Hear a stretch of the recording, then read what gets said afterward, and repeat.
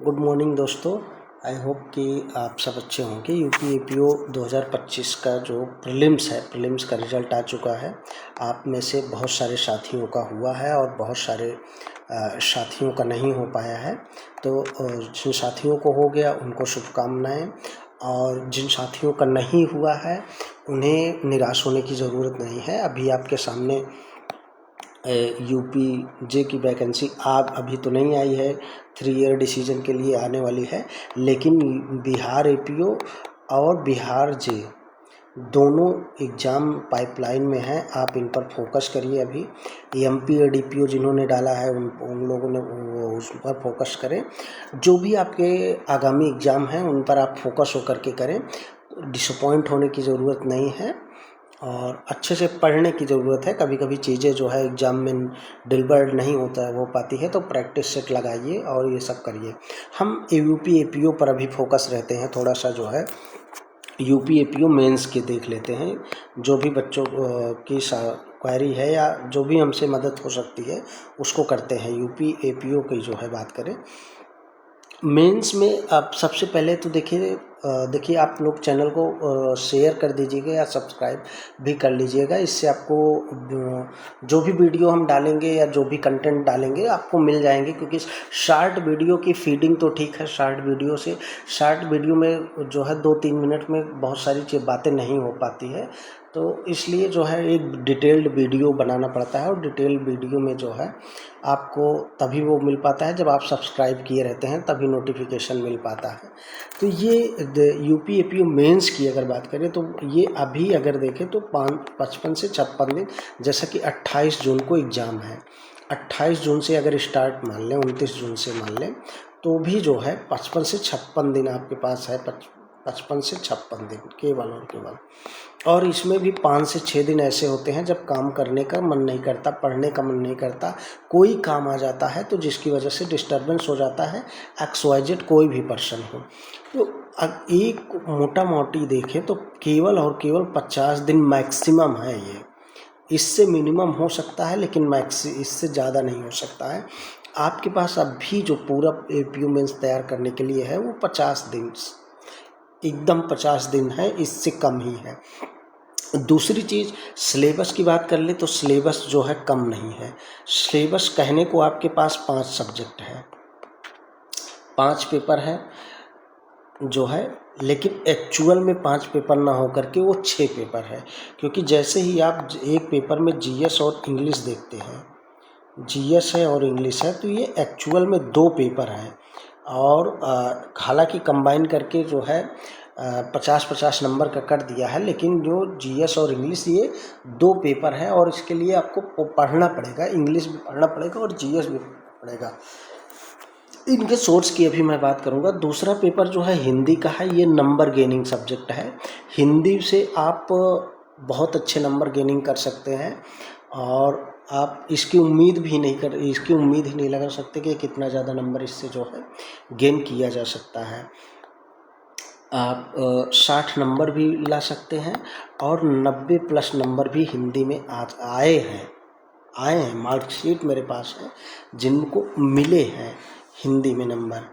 और ला के 3 पेपर हैं। 3 ला में देखेंगे तो पहली बात ये ला में तो एवरेज ही नंबर मिलता है, जो है एक लगभग अगर सारे प्रश्न आपने अटेम्प्ट किया है तो 45 से लेके 65 नंबर तक जो है देते हैं। 65 किसी को ही 68 और 70 नंबर तक पहुंचा है वो है, नहीं तो इससे ज़्यादा नंबर ला में नहीं देते हैं। तो आपको जो स्कोरिंग सब्जेक्ट है आपका, ये हिंदी सबसे ज़्यादा स्कोरिंग सब्जेक्ट है। और दूसरा जो स्कोरिंग सब्जेक्ट इस बार आएगा वो माइनर एक्ट आएगा, माइनर एक्ट। बाकी और सारे पेपर आपके स्कोरिंग है। सारे पेपर में आप करना है। जीएस में जीएस वाले भी अच्छा करेंगे, इंग्लिश में इंग्लिश वाले भी अच्छा करेंगे।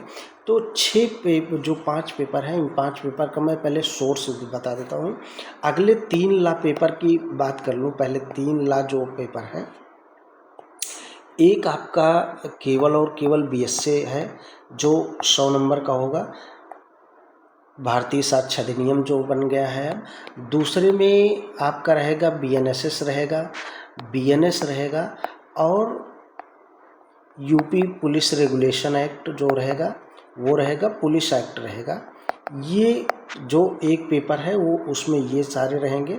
और तीसरा जो लॉ का पेपर है उसमें क्या रहेगा कि जो 16 एक्ट जोड़े गए हैं, माइनर एक्ट, 16 माइनर एक्ट वो रहेंगे। इनके अगर सोर्स की बात कर ले 2 मिनट में, जो है सोर्स कहाँ कहाँ से पढ़ने हैं, तो सोर्स आपको मैं बताऊं, आप पहला और सबसे प्रामाणिक सोर्स जो आपका होना चाहिए वो PYQ होना चाहिए। आप जहाँ भी PYQ जहाँ भी आप लिखते हैं, सबसे पहले जहाँ भी पढ़ने बैठते हैं, आप ये समझिए कि ये एक PYQ, सिलेबस और मॉक, यही तीनों मिल करके जो है आपको कंप्लीट सिलेक्शन दिलाएंगे।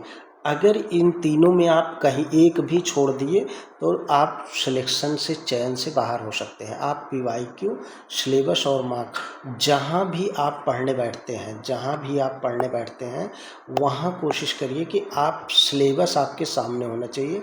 सिलेबस आप चिपका दीजिए कि हाँ सिलेबस, ये सिलेबस है। और उसके बाद आप PYQ आपको बताने की कोशिश करेगा कि हाँ हम क्या क्या, कैसे कैसे प्रश्न बनते हैं, क्योंकि इतने बड़े सेक्शन हैं यार। आप खुद ही समझो यार कि जो है BNSS में आप 531 धाराएँ, क्या 531 धाराएँ नहीं रट पाएंगे, कभी नहीं रट पाएंगे। BNS की सारी धाराएँ नहीं रट सकते, BSA की सारी धाराएँ नहीं रट सकते। 16 माइनर एक्ट है। एटलीस्ट अगर एक एक्ट में 10 धारा भी माने, सामान्यतः 10 से ज़्यादा ही है, अगर 10 भी धारा माने तो जो है आपके पास जो है 160 सेक्शंस होंगे केवल इसमें और उतने ही केसला। तो आप सारी चीज़ें एक साथ नहीं पढ़ सकते हैं और सारी चीज़ आप रट भी नहीं सकते हैं। तो इसीलिए जो PYQ होता है वो PYQ बताता है कि आपको कितना पढ़ना है, कितना लिमिटेड पढ़ना है, ये आपको PYQ से ही पता चलेगा। क्योंकि सिलेबस तो दे दिया है कि हाँ ये एक्ट है और इसमें से ही पूछा जाएगा। ये PYQ बताएगा कि आपको कहाँ फोकस करके पढ़ना है और कहाँ केवल देखना है। जैसे अगर BNSS में देख लें, एक सपोज एग्जांपल देख लेते हैं, फिर माइनर एक्ट पे आते हैं। BNSS में आपको देखना है तो आपको कहाँ कहाँ देखना है। एक कॉन्स्टिट्यूशन ऑफ कोर्ट्स की बात करना है, वहाँ उसके जो है कुछ सेक्शन और कुछ जो है सुप्रीम कोर्ट के केस और जो है वो सारी भी बातें देखना है। या चार्ज फ्रेमिंग वाले जो है एरिया को कवर करना है, उसको अच्छे से कवर करना है, क्योंकि वहाँ से प्रश्न पूछे जाते हैं।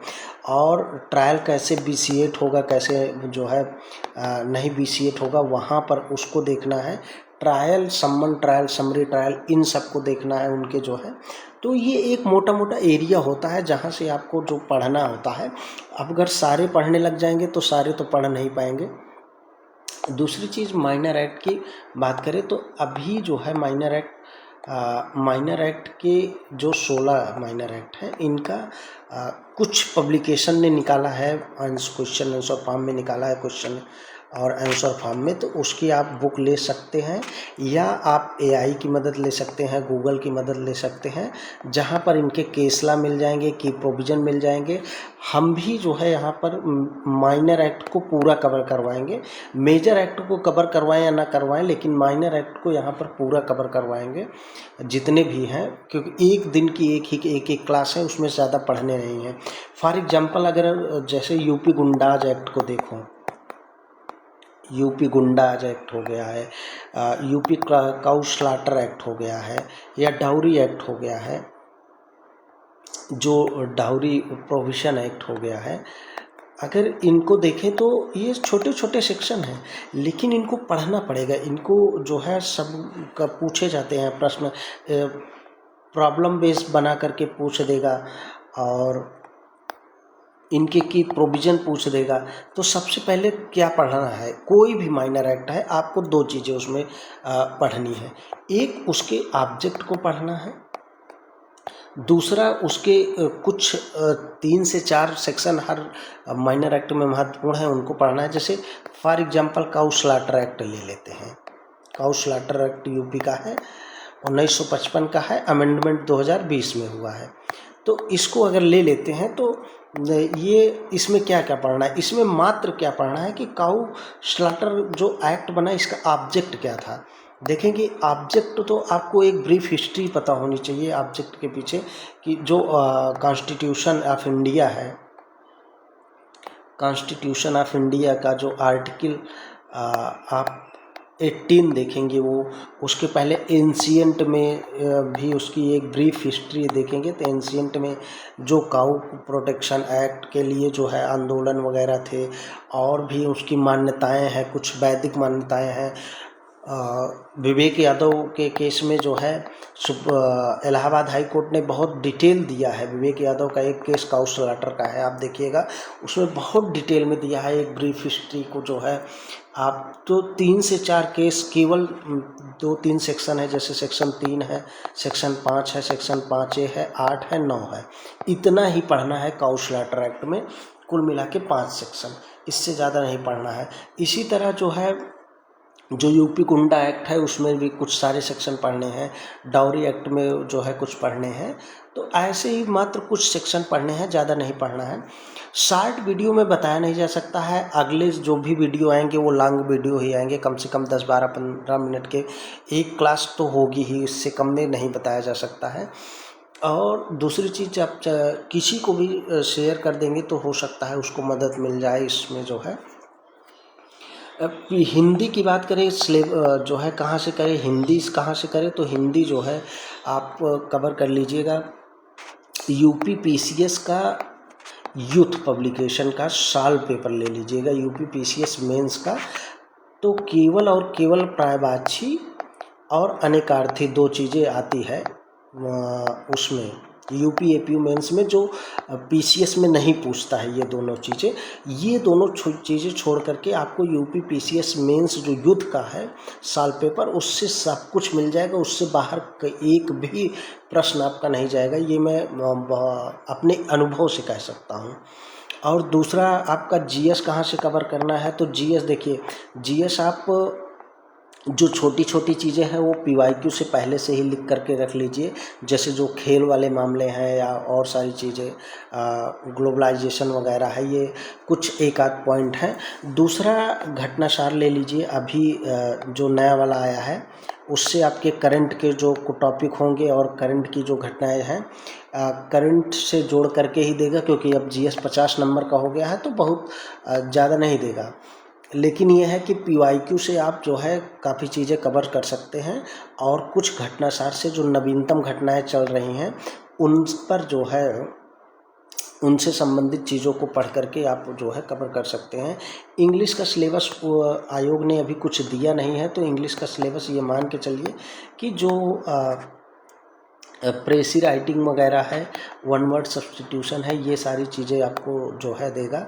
और जो माइनर एक्ट है, इसको आप अगर बिहार आपके पास हो बीपीएससी में, क्योंकि बहुत सारे जो माइनर एक्ट जोड़े गए हैं वो बीपीएससी में पहले से ही पूछे जा रहे हैं, तो बीपीएससी का अगर पीवाईक्यू आप देख लीजिए, अगर मिल जाए तो वहाँ से आपको ये प्रश्न मिल जाएंगे कि हाँ कैसे कैसे प्रश्न पूछे जाते हैं, प्रॉब्लम बेस्ड कैसे प्रश्न बनाए जाते हैं।